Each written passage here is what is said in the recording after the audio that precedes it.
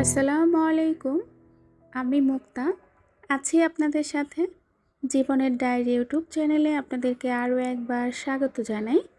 দূরে এবং কাছে, দেশ এবং দেশের বাহিরে যে যেখান থেকে ভিডিওটি দেখছেন, আশা রাখি সবাই ভালো আছেন। আলহামদুলিল্লাহ, আমরাও বেশ ভালো আছি। ভিডিও শুরুতেই সবার কাছে একটি রিকোয়েস্ট রইল, আমার ভিডিওটি যারা দেখছেন বা দেখা শুরু করেছেন একটি লাইক দিয়ে পুরো ভিডিওটা কন্টিনিউ করবেন।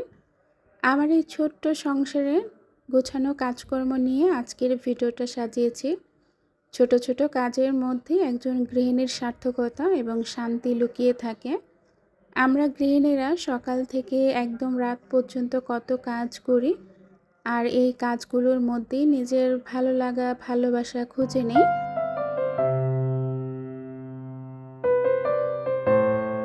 তো ঘুম থেকে ওঠার পরে আগে বাজারগুলো গুছিয়ে নিচ্ছি, কারণ গতকাল রাতে বাজারগুলো আনা হয়েছিল, তো ওইভাবেই রেখে দিয়েছিলাম। তো সকাল সকালে কাজ করলে দেখা যায় কি কাজগুলো তাড়াতাড়ি হয়ে যায়। এখন যেহেতু রোজার দিন, রোজায় আমাদের একটু ব্যস্ততা বেশি, তাই সকাল সকাল ঘরের সমস্ত কাজ করে ফেলা উচিত। আমি ঘুম থেকে ওঠার পরপরই সংসারের সমস্ত কাজগুলো করে ফেলি, তারপর দুপুরবেলা গোসল করে নামাজ পড়ে একটু রেস্ট নেই। গতকাল রাতে মুস্তাকিমের বাবা আসার টাইমে 2 ধরনের মাছ নিয়ে এসেছিল, তো মাছগুলো আমি ওইভাবেই ফ্রিজে রেখে দিয়েছিলাম। সকালে ঘুম থেকে ওঠার পরে আগে মাছগুলো নামিয়ে ভিজিয়ে দিয়েছি, তারপর বাজারগুলো গুছিয়ে নিয়েছি। তো এখনও কিন্তু ঘর গুছানো হয় নাই, ভাবলাম মাছগুলো কেটে তারপর না হয় ঘরটা গুছিয়ে নিব, ঘর মুছবো, কারণ মাছ কাটার পর ঘরটা কিন্তু নোংরা হয়ে যায়। অন্যান্য দিনের তুলনায় রোজার দিনে কিন্তু একটু কাজের ব্যস্ততা বেশি বেড়ে যায়। তো আমরা যদি একটু বুদ্ধি করে একটু সহজভাবে সংসারের কাজগুলো গুছিয়ে নিই, তাহলে কিন্তু হাতে অনেকটা সময় পাই। এখন যেহেতু রোজার মাস, আমরা কিন্তু সাহরি খাওয়ার পর নামাজ পড়ে সবাই ঘুমিয়ে থাকি আর বেলা পর্যন্ত ঘুমাই। ঘুম থেকে ওঠার পর একদম তাড়াহুড়ো করে ঘরের কাজগুলো করে থাকি। আমি যেহেতু একা হাতে কাজ করি, আমি সবসময় 9টা 9:30টার মধ্যে ঘুম থেকে উঠে যাই। ওঠার পর মোস্তাকিমকে খাইয়ে রেডি করে তারপর স্কুলে দিয়ে আসি, তারপরেই কিন্তু আমি কাজে হাত দিই। তো 2 ঘন্টার মধ্যে আমার সংসারের সমস্ত কাজ হয়ে যায়। একা হাতে কাজ করলে কিন্তু কাজ গুছিয়ে করা যায়। যদি কাজের আরও অনেকে থাকে তখন কিন্তু সেই কাজটা গুছানো হয় না, বা একজন আরেকজনের উপরে হেলামি দিয়ে কাজগুলো কিন্তু দেরি হয়ে যায়। যাই হোক, আমি কিন্তু এখানে মাছগুলো কেটে বক্সে বক্সে করে রেখে দিয়েছি। এখন যেহেতু রোজার মাস, রোজার মাসে কিন্তু মাছটা খুব কমই লাগে। ইফতারি খাওয়ার পর তেমন একটা ভাত খাওয়া হয় না। একটা তরকারি রানলে সেই তরকারিটা পরের দিন পর্যন্ত থেকে যায়, তেমন একটা খাওয়া হয় না। মাছগুলো বক্সে তুলে রেখে এখন জায়গাটা মুছে নিলাম। যেহেতু পুরো ঘরটা আমি মুছে পরিষ্কার করব, তাই আপাতত এই জায়গাটুকু পরিষ্কার করে নিলাম। আমি সবসময় খোলামেলা জায়গায় বসে কাজ করতে পছন্দ করি। আমার একদম অন্ধকার আবার চিপা-চাপার মধ্যে বসে কাজ করতে ভালো লাগে না। আমার রান্নাঘরটা যেহেতু ছোট, আমি রান্নাঘরে বসে তেমন একটা কাজ করি না। আমি রুমের মধ্যে বসে আলো বাতাসে বসে কাজ করি। তো তারপরে চলে আসলাম ড্রেসিং টেবিলটা গুছানোর জন্য। এগুলো নিত্যদিনের কাজ। এই যে বললাম, এই ছোট ছোট কাজের মধ্যে নিজের প্রশান্তিটা খুঁজে পাই। সংসারটাকে গুছিয়ে রাখা, গুছিয়ে কাজ করার মধ্যে কিন্তু একজন গৃহিণীর মানসিক শান্তি। আমরা ঘরের কাজকর্মগুলো যে গুছিয়ে করি, এটার মধ্যে নিজেদের শান্তি খুঁজে পাই।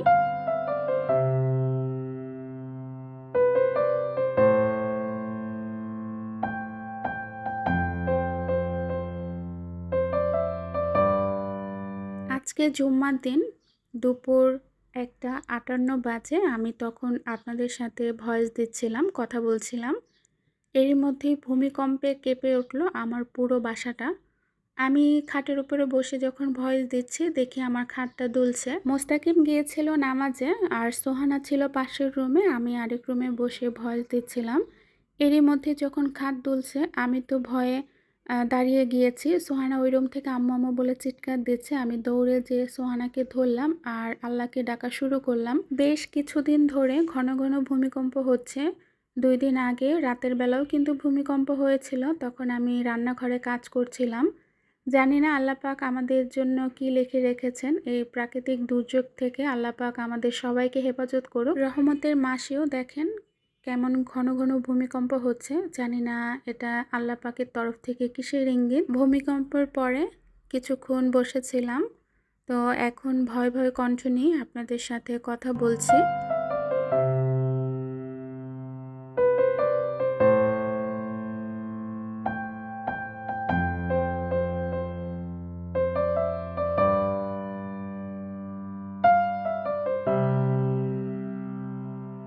মৃত্যু আমাদের কত নিকটে, আমরা মৃত্যুকে কত ভয় পাই, তারপরেও আমাদের ভবিষ্যৎ নিয়ে কত চিন্তা ভাবনা, কত কিছু আমরা পরিকল্পনা করে রাখি। প্রতিটা ভূমিকম্পের পর মানুষের ঈমান যদি শক্ত হতো তাহলে হয়তো আমাদের এই ভূমিকম্পের সম্মুখীন হতে হতো না।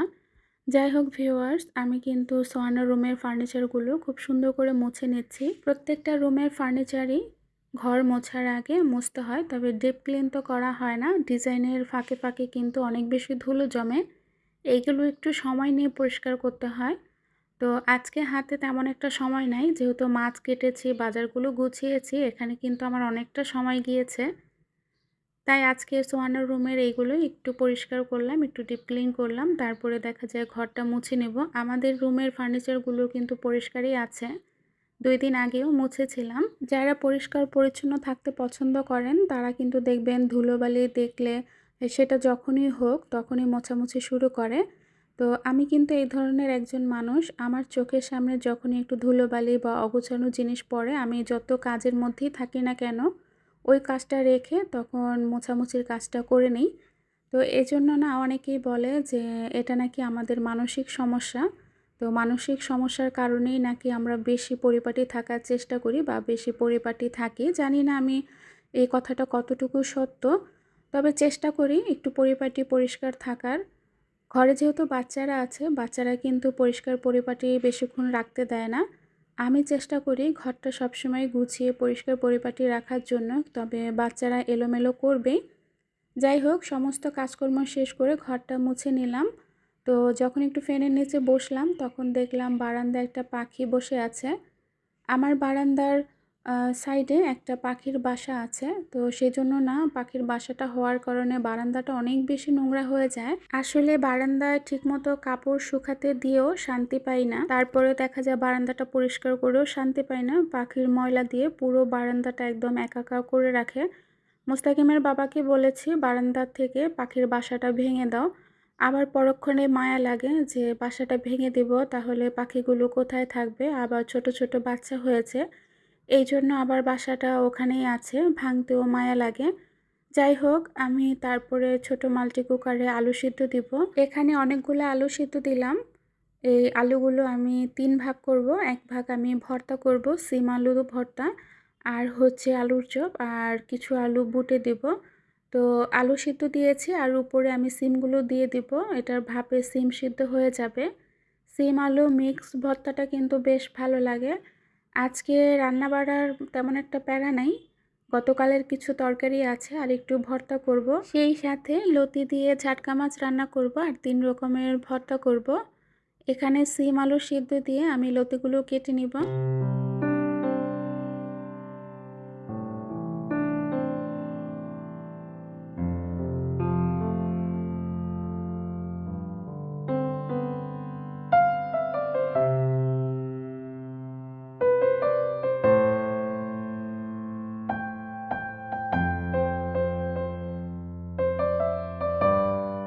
আজকে যতগুলো কাজ করলাম সবগুলো কাজই কিন্তু অনেক সময়ের ব্যাপার।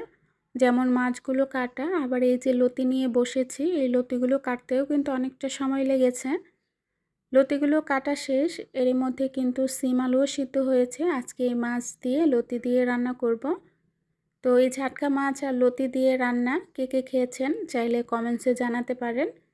এদিকে আলু আর সিম দোনোটাই সিদ্ধ হয়ে গিয়েছে, এখন এগুলো আমি ছেঁকে নিব, ঠান্ডা হলে তারপর এগুলো রেডি করে রেখে দিব। আমি কিন্তু আজানের আগ মুহূর্তে সব কিছু রেডি করে রেখে দিই, যাতে নামাজ শেষ করে একটু রেস্ট করে রান্নাঘরে এসে সব কিছু রেডি পাই আর চুলাটা ধরিয়ে আমি রান্নাটা বসিয়ে দিতে পারি।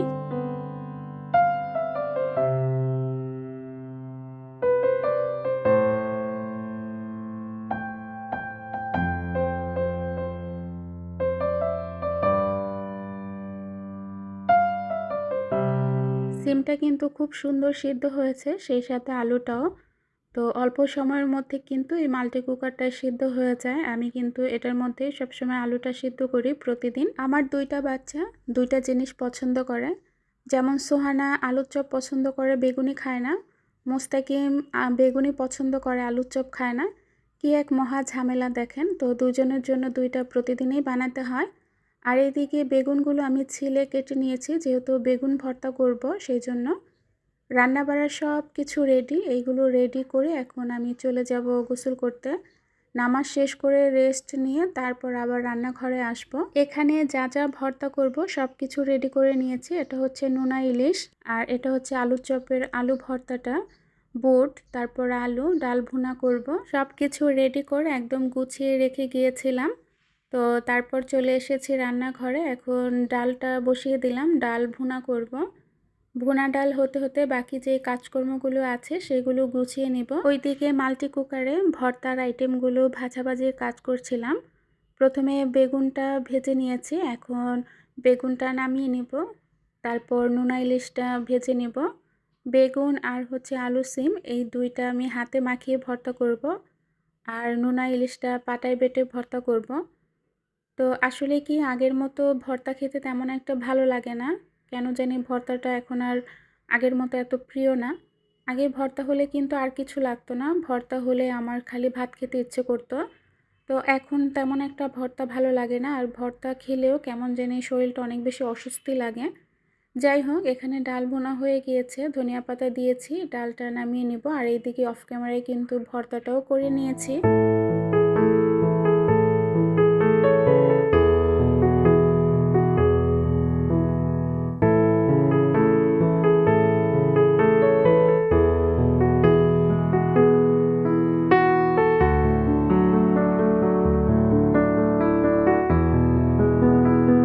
রান্নাবাড়া শেষ করে চলে এসেছি ইফতার আইটেম ভাজার জন্য। ছেলের জন্য বেগুনি ভাজবো আর মেয়ের জন্য আলুর চপ ভাজবো। আজকে পেঁয়াজুটা ভাজবো না, সাথে বুট আর হচ্ছে হালকা পাতলা ফল থাকবে। পুরুষ মানুষ বাসায় না থাকলে ইফতারের আইটেমটা তেমন একটা জমে না। আসলে আমরা যেহেতু গৃহিণী বা ঘরের বাহিরে তেমন একটা যাই না, পুরুষের উপরেই আমাদের নির্ভরশীল হতে হয়। তাই ওনারা বাসায় না থাকলে আমাদের ইফতারের টাইমটা তেমন একটা জমে না।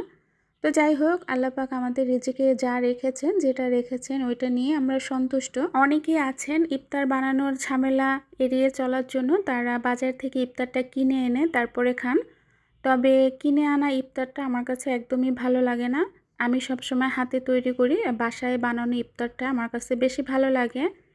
সবসময় চেষ্টা করি অল্প হোক বেশি হোক আমি বাসায় ইফতার আইটেমগুলো তৈরি করার জন্য। ভাজাভাজির আইটেমগুলো শেষ করে এখন বুটটা বাগার দিয়ে নিব। বুট হয়ে গেলে আমার রান্না বাড়া শেষ। তো ইফতারের অনেকক্ষণ আগ মুহূর্তেই কিন্তু রান্নাটা শেষ করে ফেলি, যাতে একটু কোরআন তেলাওয়াতটা ছেড়ে বসে থাকতে পারি, একটু মনোযোগ দিয়ে শুনতে পারি। ইফতার সামনে নিয়ে বসে থাকাও কিন্তু সোয়াবের কাজ। কোরআন পড়াটা যত সোয়াবের কাজ, কোরআন বসে শোনা তাও কিন্তু একই সোয়াবের কাজ। তো মাগরিবের আজানের আগে তো আমরা কোরআন পড়তে পারি না, তখন যদি কোরআন তেলাওয়াতটা ছেড়ে বসে থাকি তাহলে কিন্তু ভালো লাগে। আর আমরা কিন্তু ছোট থেকে কোরআন তেলাওয়াত শুনে ইফতার টাইমটা পার করেছি। তো আমি এখনও কোরআন তেলাওয়াতটা ছেড়ে ইফতার বানাই বা ইফতারের আগ মুহূর্তটা কোরআন তেলাওয়াত দিয়েই শেষ করি। তো এদিকে ইফতার আইটেমগুলো আমার রেডি করা হয়েছে, এখন এগুলো রেখে দিলাম। তো ভিউয়ার্স, আজ এখান থেকেই বিদায় নিব। আল্লাহ হাফেজ, আসসালামু আলাইকুম।